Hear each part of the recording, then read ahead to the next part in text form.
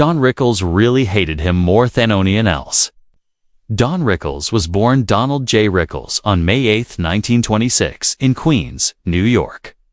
He came from a simple family but Beckham, one of the most famous comedians and actors of the 1900s. Growing up in the Jackson Heights area, Rickles grew up in a Jewish family and learned to be funny and quick with words when he was very young. These things would make him famous later on. His dad, Max Rickles, sold insurance, and his mom was a housewife who loved him very much. He saw that he was funny even when he was a little kid. After he finished high school, Rickles went to the American Academy of Dramatic Arts for a short time. Wanted to become a serious actor on Broadway or in Hollywood movies. His dream was to become a dramatic actor on stage or in movies. But he was naturally funny and good at noticing things. This slowly pushed him toward a different job, telling jokes on stage, after he served in the U.S. Navy during World War II, where he worked as a sailor on a ship called the USS Sirenine. The Pacific Ocean area, Rickles came back home wanting to do something with this life. Like many soldiers who came back from the war, he had trouble figuring out what to do at first.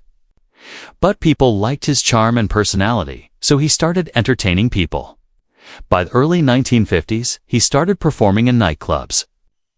At first, he was a struggling actor who would tell jokes between his serious acting parts. When saw that people liked his quick insults better than his serious acting, Rickles decided to focus only on comedy. This choice would change his whole life, then make a huge impact on the entertainment world. Rickles soon found his own special play scene, the comedy world. Unlike most stand-up comedians back then who told regular jokes or funny stories, Rickles started a completely new way of doing comedy, insult comedy. He would get on stage and right away start making fun of people in the audience, no matter who they were, what job they had, or how rich or poor they were. His sharp words didn't spare anyone, from Hollywood movie stars to regular fans. And he became known as the guy who could make fun of anyone but still be loved for it. His nickname, Mr. Warmth, was a funny joke because while his words were mean, he always said them in a fun way with love underneath.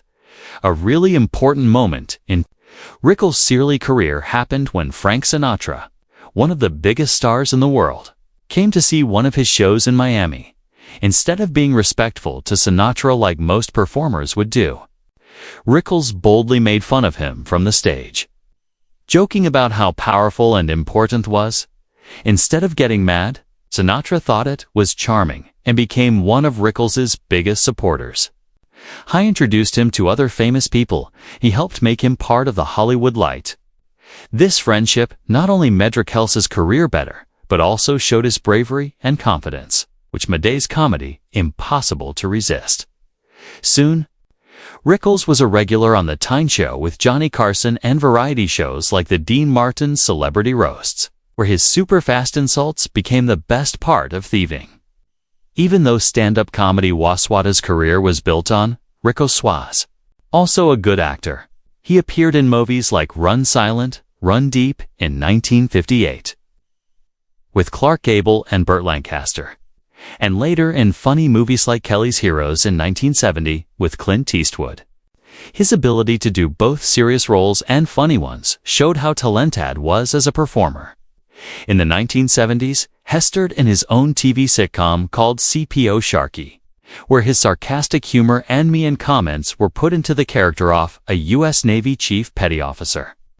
He also became a frequent guest on talk shows, loved for being unpredictable, able to make even the most serious shows start laughing. Rickles' career got popular again in the 1990s and 2000s. It's partly because of his job as the voice of Mr. Potato, heading Pixar's amazing Toy Story movies. A whole new group of young fans got to know him through his work in cartoon movies, where his trademark sarcasm was perfectly captured in the character. He also kept touring well into his 80s, performing in Las Vegas, Atlantic City, and all across the United States, bringing in audiences who loved his old-school style of comedy that never apologized for being what it was. Unlike many performers from His time, Rickles never changed his act to fit what modern people wanted. Instead, he trusted that his audiences understood his humor came from love instead of trying to be mean. On March 14, 1965, Don Rickles married Barbara Sklar from Philadelphia. This marriage would turn out to be one of the most lasting and important parts of his personal life. Rickles, who had built a reputation as the merchant of venom on stage and television for his biting, no-holds-barred comedic insults, often showed a much softer side when he talked about Barbara. Their marriage was seen by many of his co-workers as something thought made him more stable, keeping him grounded in a world where fame, big egos, and career pressures often ruin relationships. Rickles had openly said that finding love had not been easy for him in his 20s and 30s. Even though he was becoming a star in the comedy world, he had trouble with dating. His sharp wit and sarcastic attitude, which audiences loved, often worked against him when he was trying to date someone. This left potential girlfriends either scared or unimpressed. By the time he met Barbara, he was already 38 years old. A bachelor's friends had started to wonder if would ever get married. They mythrowed his agent. A chance meeting that would change the direction of Rickles' life. Ironically, Rickles admitted that what attracted him to Barbara was her inability, or maybe unwillingness, to laugh at his jokes. Unlike so many other people who hung on his every wisecrack, she was unimpressed with his humor. And this unexpected response fascinated him to Rickles. Barbara's down-to-earth nature and quiet strength were completely different from the fake world of show business, making her the perfect partner for a man whose life was otherwise controlled by the chaos of twas. I've saw him accuse Cash of the entertainment. The couple went on to have 2 children, Mindy and Larry, each of whom made their own place in the entertainment world, but in different ways. Mindy Rickles went into acting, following in her father's footsteps in front of the camera, though with her own different path and style. Larry Rickles, meanwhile, found what he loved doing behind the scenes as a producer. Sadly, Larry's life was cut short when he died of pneumonia at the age of 41. This was a devastating loss for the Rickles family. Don and Barbara, who had always been loving parents, were deeply shaken by his death. For a man who spent his life making Gaither people laugh, the pain of losing a son remained one of Rickles' deepest sadnesses. A reminder of how fragile life is, even when you're famous and successful. Despite the sad times, the joys of family life remain central to Rickles' heart. In his memoir, he shared that his grandchildren, Ethan and Harrison, gave him a fresh and unexpected view of his career, while adults admired his decades-long body of work, his countless late-night appearances, and his groundbreaking influence on comedy. His grandchildren were far more impressed by something much simpler: his voice role as Mr. Potato Head in the Toy Story movies. For them, their grandfather wasn't the legendary insult comic who had fought with Frank Sinatra or entertained presidents. He was the beloved toy from one of the most famous animated movies of their childhood. Rickles found humor and joy in this difference between generations, often joking that all his years of hard-working comedy were beaten by a talking plastic potato. Barbara, his wife of over 50 years, was by his side through it all. Their marriage lasted through highs and lows of Hollywood life, the challenges of being parents, and the personal struggles that come with long careers in the spotlight. Friends of the couple often talked about the real affection and respect that defined their relationship, a partnership built on loyalty, humor, and love. When Barbara died from non-Hodgkin lymphoma on March 14, 2021, exactly 56 years to the day after their wedding, it felt like a bittersweet poetic ending to their shared journey. The fact that it was the same date showed how deep their bond was, as if even in death, when it came to Don Rickles, the self-proclaimed merchant of venom, there were very few people in the entertainment industry that he really disliked. Most of the time, his harsh insults and razor-sharp jokes were said with a wink and a smile, meant to entertain and disarm rather than hurt. However, according to people who knew Wim best, there was one actor who seemed to trigger something deeper and more personal in Rickles than his usual brand-off insult comedy ever suggested. Denzel Washington, Rickles, who had spent decades making fun of everyone from Frank Sinatra to Ronald Reagan, reportedly found Washington not just difficult to warm up to, but a man whose presence annoyed him in ways no other star ever managed to. The reason for Rickles' dislike of Washington went by in simple personality clashes. Rickles did well in rooms where laughter flowed freely, where quick wit and making fun of yourself allowed him to tear people down only to build them back up with shared laughter. Washington, however, carried himself with a level of seriousness, poise, and intensity that Rickles found almost impossible to break through. Unlike many other celebrity A-show laughed along with Rickles' insults, no matter how cutting. Washington was known for his stone-faced attitude, rarely giving Rickles the satisfaction of a smirk. To Rickles, who lived forth reaction as much as the joke itself, Washington's stone-faced silence felt like the ultimate rejection of his comedic style. It didn't help that Washington's reputation in Hollywood wasn't of commanding respect, authority, and seriousness. He was seen as an actorio, made every role he played better, a performer who carried with him the feeling of dignity and discipline. Rickles, in contrast, was a creature of chaos, a comic who did well on disruption, embarrassment, and discomfort. The clash between their styles and their public personalities created an oil and water dynamic. Rickles, who could usually find a way to charm or tease even the tough personalities, simply could not get through to Washington. And it bothered him more than he ever admitted publicly. Over the years, Rickles often used humor to hide his frustrations. But insiders netted that whenever Washington's name came up in conversation, Rickles' tone changed. Instead of the playful venom saved for his Hollywood friends, there was a sharpness in his voice, a dismissive edge that was unusual even for him. "I'll tell you who doesn't laugh," Rickles was rumored to say privately. Denzel Washington. "The man wouldn't laugh if you paid him. He makes Mount Rushmore look like it's moving."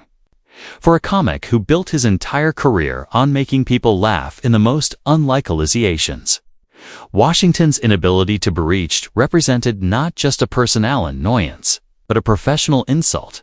In some ways, Rickles' hate toward Washington showed as much about Rush himself as it did about Washington.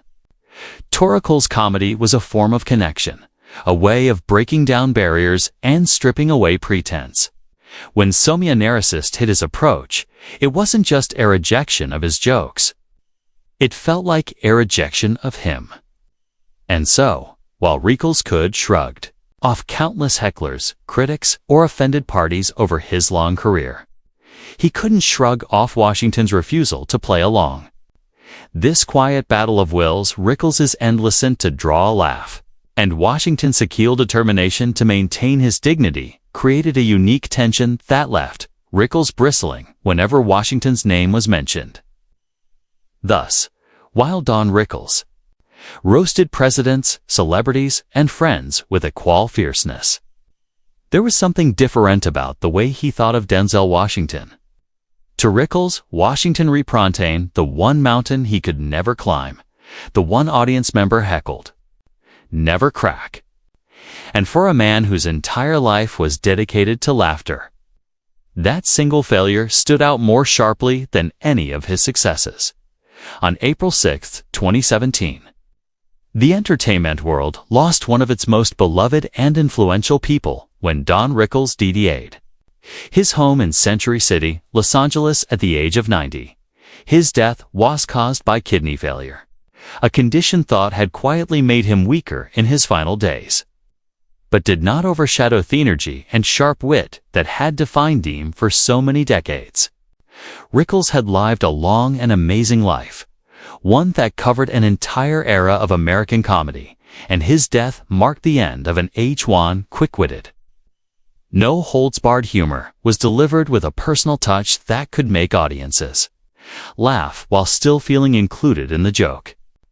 At that time of his death, tributes poured in from across the entertainment industry, with comedians, actors, directors, and fans expressing their admiration for his groundbreaking career and their sadness at the loss of a man who had been both a trailblazer and a friend to so many.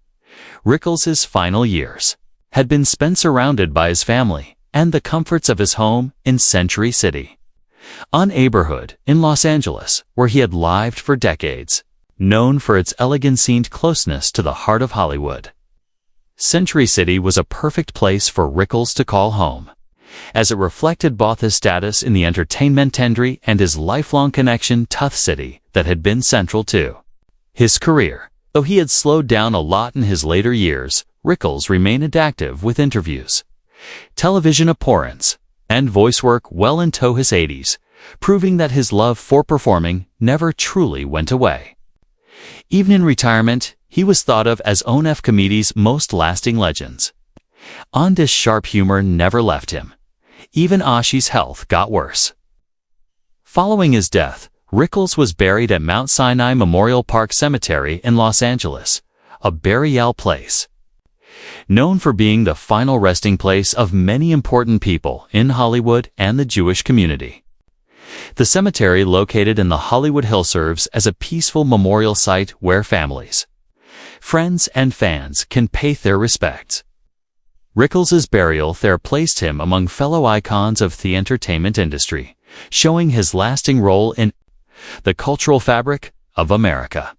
For his family, friends, and generations of fans, his grave became not only a place of sadness, but soon of celebration, a place to honor the life of a man whose humor and personality left a permanent mark on comedy and popular culture. Rickles' death at 90 years old also showed the remarkable length of his career. Few entertainers had stayed relevant for so long, adapting across decades as comedy changed, yet always staying true to his own unique ways. From the smoky nightclubs of the 1950s to late-night talk shows, Las Vegas stages, movie sets, and animated features, he kept a presence that reached multiple generations of audiences. His death was therefore not just the loss of a single man, but the closing of a chapter in entertainment history. As news of his death spread, tributes highlighted his gift for connecting with people, his fearless approach to comedy, and his role as a cherished friend and family man behind the spotlight. Right?